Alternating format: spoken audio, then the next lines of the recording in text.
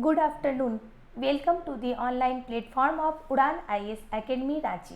मैं पूजा अग्रवाल। आज learn at the topic के तहत हमारी चर्चा का विषय है सार्क महासचिव की भारत यात्रा।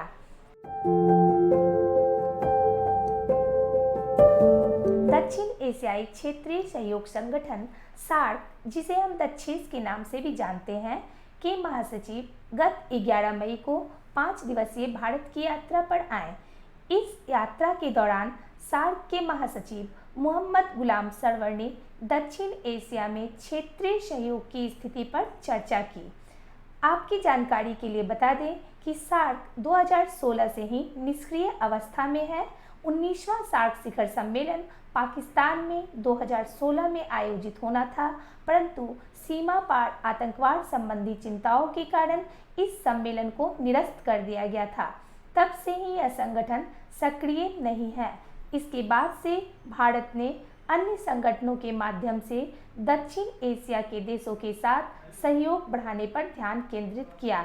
इन संगठनों में बहुक्षेत्रीय तकनीकी और आर्थिक सहयोग के लिए बंगाल की खाड़ी पहल, बिम्स्टेक, जिसमें बांग्लादेश, भूटान, भारत, नेपाल, BBIN आदि शामिल हैं। दक्षिण एशियाई क्षेत्रीय सहयोग संगठन सार्क के बारे में अब हम जानते हैं।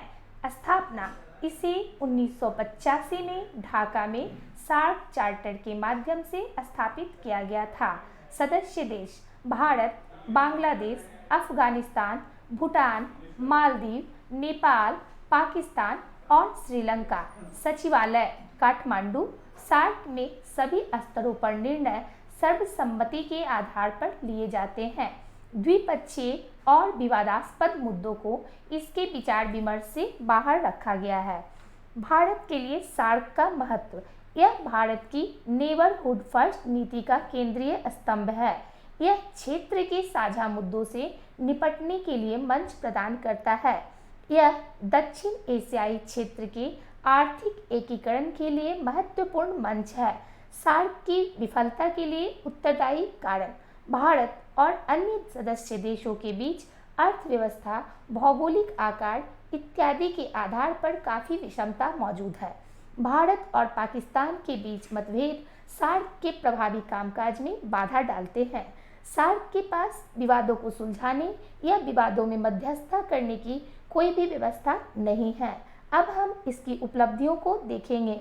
सीमा शुल्क कम करने के लिए दक्षिण एशियाई मुक्त व्यापार समझौते, जिसे हम साफ्टा के नाम से जानते हैं, पर हस्ताक्षर किए गए हैं।